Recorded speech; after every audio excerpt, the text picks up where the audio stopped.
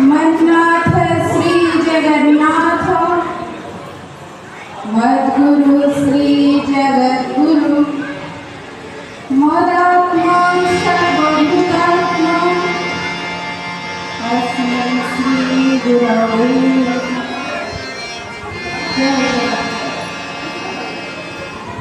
आज विदायकालीन सभार सम्माननीय सभापति महोदय वरणीय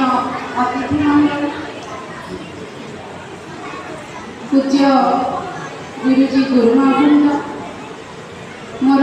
सान बड़ भाई भाई मान तथा ए विद्यालय सहित जड़ित समस्त सदस्य सदस्यवृंद सर्वोपरि ए अंचल तथा आखपाख अंचल उपस्थित प्रत्येक व्यक्ति विशेष ए सभा को स्वागत एवं मो हृदय प्रणाम। सबुठार बड़ कथा कि जे सभार चर्चा मुख्य जहाँ ए सभार आयोजन आम समस्त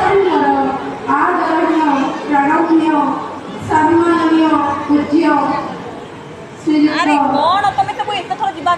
महापात्र सार महोदय करकमल मो भक्ति पुष्पांजलि अर्पण कर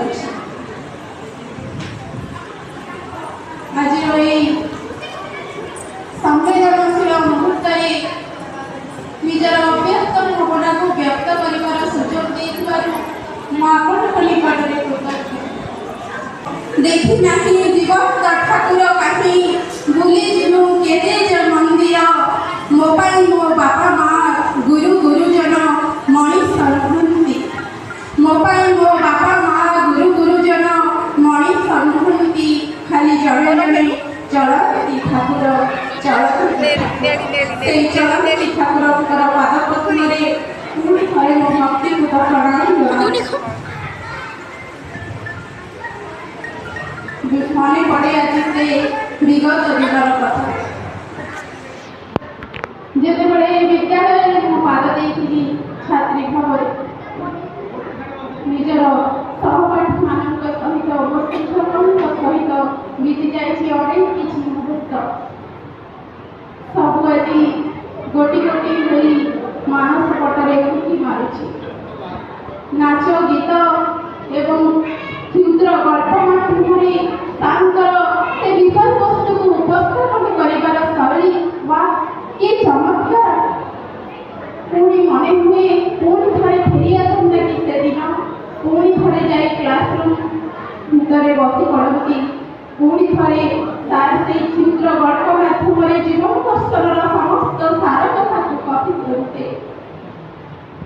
हुए तो जाने से समय फेर किंतु आशा रखी आजीवन से सेमती नीति आदर्श हमको अनुप्राणित करुवे एवं से तो आम मनीष नुहति से होती गुरुरूपी ईश्वर मौलिक करुणा आम जीवन में भरी देती अमृत वास्तव में मो पूर्व जो भौणी कहीगले हृदय स्थान दि मनरे जदि आखि न देखा जाए कौन से विदाय नहीं कि प्रकृत में तो आम हृदय में बसुंट आम हृदय में स्थान पाई से ही आमर गुरु जे निजे तिल तिल कर जड़ी आम मान आलोक प्रदान कर मो गुरु एवं खरा वर्षा शीत काकर को भूखे न जे उचित समय आसी आम निकट में पहुँची जाती से होती आमर गुरु आउ निज मुद्दे एत दुख को चापी आम उठे हस फुटाइवा जे निजे हसी पारती से होती आम गुरु ए अंचल बिना पारिश्रमिक निज जीवन को से उत्सर्ग कर महान गुरु जितेबाला ये अंचल उच्च प्राथमिक विद्यालय किए नाला जहाँकि ग्रामवासी मुख्य समस्यार कारण से आम शिक्षक देवदत्त साथी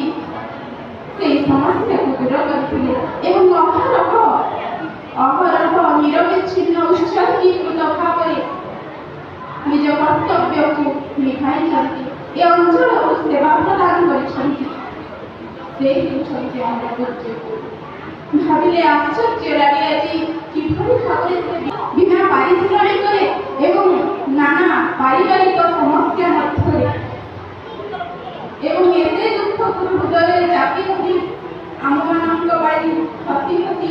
କିଭଳି ଭାବରେ ଆମମାନଙ୍କୁ ବିଦ୍ୟା ଶିକ୍ଷା ପ୍ରଦାନ କରୁଥିଲେ ଆଜି କଷ୍ଟ ଲାଗୁଛି। ଯେତେବେଳେ ଆମେ 4-5 ବର୍ଷ ଜାତି ଜୀବନ ଅତିବାହିତ କରିଦେଉଛେ ସେତେବେଳେ ମନକୁ ସ୍ୱତଃ ପ୍ରଶ୍ନ ଆସୁଛି ପ୍ରମୋସନ କେବେ ହେବ, କେବେ ସାଲେରୀ ବଢ଼ିବ। କିନ୍ତୁ ତାଙ୍କ ଧୈର୍ଯ୍ୟ